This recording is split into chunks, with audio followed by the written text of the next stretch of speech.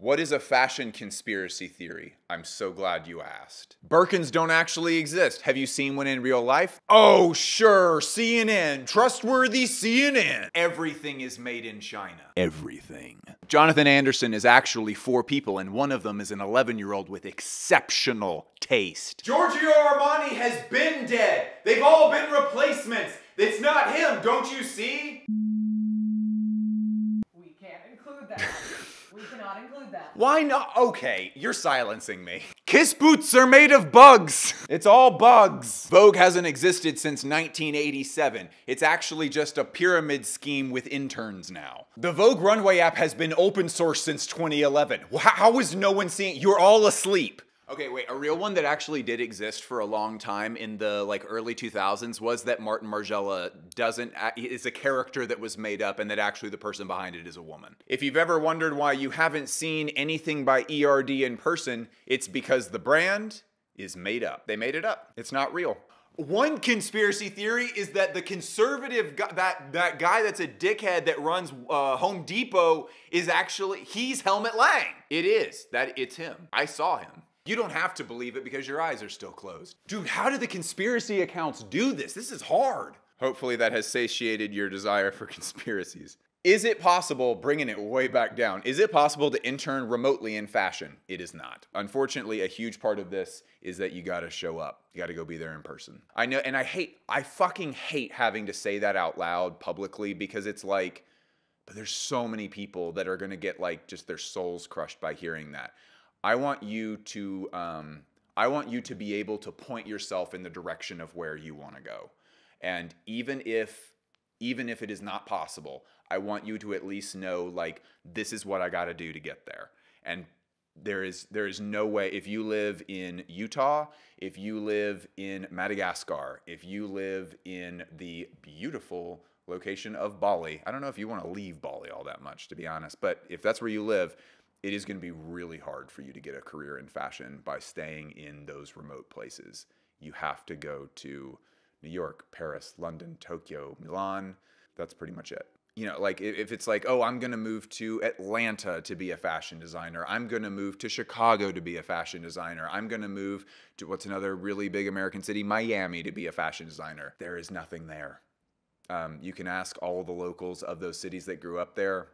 There are no paid opportunities at all. And certainly no cool brands to work. There are cool brands that are based out of those cities, certainly. Most of them are so small they can't afford to hire an employee. I'm sure there's an exception or two out there. You are not going to get a serious fashion job and certainly not start a fashion career by moving to a secondary American city. It's gotta be New York. And I would say that of the big 4, New York is in last place for me as far as opportunities for work. And also just the fucking, I am sorry everybody, I am so fucking over New York City. That city has become completely unlivable just in housing costs.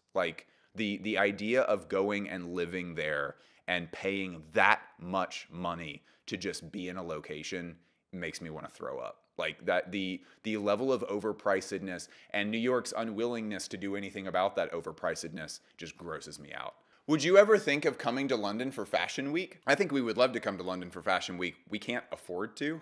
I don't know why it's such a weird thing in fashion generally for people to be I can't afford to do that. We don't have enough money to go to London.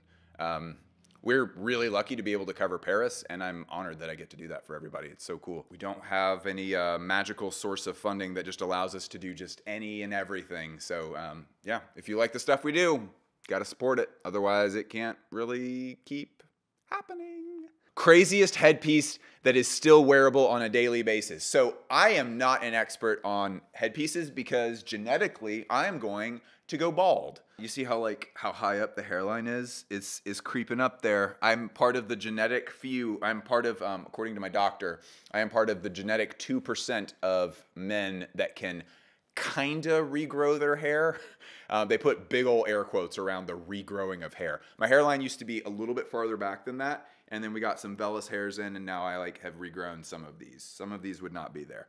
But yeah, at a certain point, despite the medication I'm taking, my body's just eventually going to say, you don't get hair anymore. And then I will become a huge hat guy. Then I'll be like, headwear is so important, and I feel like is an overlooked part of life that we should really. But a person who is already an expert on this and isn't bald is Tuba Avalon. Hello, hello, hello, hello. Welcome back to my huge channel, everybody. One of the best wearers of hats that I've ever seen. Tuba is a hat monster. She's a monster! Her hat video is incredible. If you want hat suggestions, go talk to the expert. I don't know why anyone is asking me like how to wear anything. I don't wear anything well. Like I'm just over here like collecting clothes that I'm obsessed with. What is the coolest fashion approach to socks? Daniela is like making a face while I am talking about this. So I love a certain type of socks, and while it may look like this is too many socks for a person to own, it is. It is too many socks for a person to own. But the thing is, okay, so these are all by anonymousism. They're very expensive. They're like $35 to $40 a pair. I get the 5-color like psychedelic ones because they literally, y'all, they go with everything. Like, this one is not very well matched to the rest of the outfit today. These I just kind of like because, I don't know, I like that color combination. I have another pair right here that is the same genre, and this is like a series of like yellows and browns and gold and white and stuff. And I bring an extra pair of socks with me most places because I am a psychopath. So these socks are ridiculously expensive, and buying them all at once is a super bad idea. So I've just told everybody, like, just give me a pair of socks. I just want a pair of socks. This is the link. Pick out a cool color that you think would look cool with me. I just want some socks. And then every like Christmas, birthday, I get like 7 to 10 pairs of socks. And then I'm like, great. And then I fill in with like, you know, I'll buy 2 pairs of socks, like when they go on sale or whatever. And then over the course of like 6 or 7 years, I have accumulated a too many socks collection. If we had to estimate the value of your sock collection, what would it be? If all of my socks were purchased for retail by me, it would be like $1,100. But like, I have spent in total like $350 on socks over the course of 6 years, slowly, and then the rest was just filled in by random family members get me presents. If your brother is in college or like in high school or something, that is a perfect amount of money for a Christmas gift. And it's something that I legitimately get so fucking excited about. But yeah, anonymousism. They're Japanese cotton socks. They're incredible. They're very, very hardy. And when you have a new pair of them, when you put them on for the first time, stand on hardwood or like a hard floor. Don't stand on a carpet because you can feel the thick, like woven yarns. You can feel them like pressing into your skin, and it feels orgasmic. It feels so crap. I love these socks so much. They make me so happy. How do you think a designer can find his identity that stands out from other identities? I have found that almost everyone who is asking that question needs to get back to work. As friendly as I can, people who are producing a lot of work don't often ask that question. You produce a lot of work, be self-critical, and really consider, like, is this really what I want to be making? Man, is this up to snuff? Do I find this to be acceptable?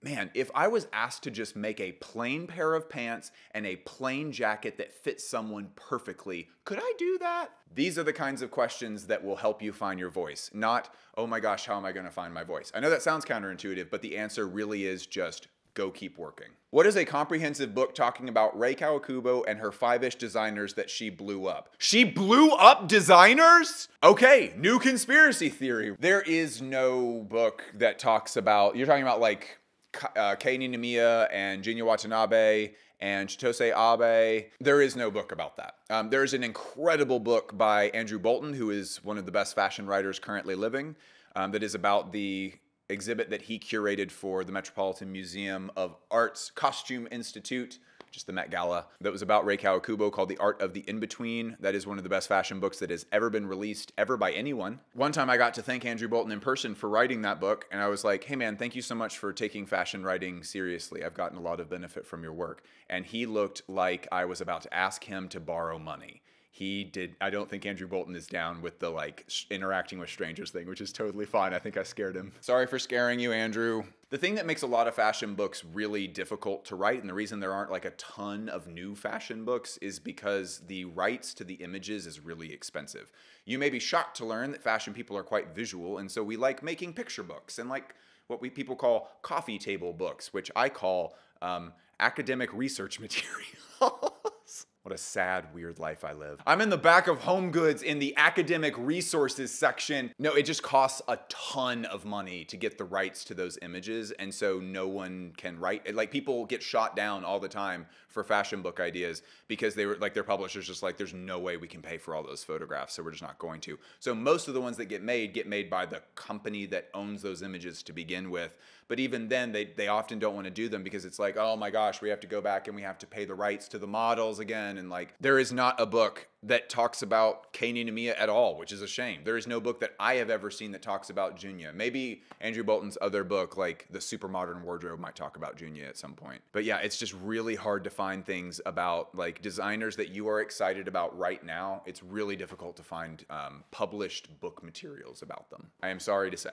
Why did hats make a comeback, and will they make a... Why did hats disappear, and will they make a comeback? I think that hats sort of went out of vogue because the rise of streetwear hurt that a lot, because people were like, any kind of structured hat makes you look like you're trying to look like Don Draper. I also think that America as a place is very whimdy, and whimmed often makes it difficult to wear a structured hat because it will blow away in the wind. I don't really see hats making a comeback. I feel like it just, I don't know. It's just, it's hard to make them work. It's hard to make them work casually because it's like, do I leave it on inside? You're kind of not supposed to leave them on inside, but people, like, no one lives in a walkable neighborhood, unfortunately, anymore. And so it's like, what do you need the hat for, really? There's no like practical purpose for the hat. And then like people walk around looking like dickheads inside with like a big old like 10-gallon hat on. And it's like, why are you wearing that? You've been inside working at your laptop for like the last like 8 hours. What are you doing with that Texas hat on? And people are like, it's part of my outfit. Stop it. Western wear is on the rise. Big hat, no cattle. I don't have any stinking money. If you can place any designer from any time at any brand during any time, who, where, when? I think yeah, okay, I get the question. Wait, my answer is who hated each other the most? Carl and Eve. Make them change places. Make those assholes go to each other's companies and ruin them. I'm Karl Lagerfeld. You would have like a Karl Lagerfeld disguise and he's like, I'm Karl Lagerfeld and I'm proud of this fashion. And then Carl's like, Yves Saint Laurent, I sure am glad I started my own company. My name is Eve. Watching them do impressions of each other would be great. Sorry, Alessandro. I'm very excited to see what you do at Valentino. Miss Sohi for Valentino, that is what needs to happen. Maybe give her a few more years to like develop her stuff. I think she's ready today. Sohi Park. If you adjust your expectations considering the budget that you know that they're working with, like you can't compare Valentino to Miss Sohi. I would say Miss Sohi is probably, if you adjust for the budget that she's working with, she is probably the best couturier that is currently working. You know what? Okay, it would be interesting to see like Cristobal Balenciaga in the present interpreting what one of his contemporaries was doing in the past. And at least according to all of his actual contemporaries, he would just do it better than them. So like, it would sort of be like, I see what they were going for here in the archive. Unfortunately, this is, you know, like this. So I'm gonna come over here and fix it. I feel like that would be really fun to watch. Oh my gosh, where should Satoshi Kondo go? Nowhere.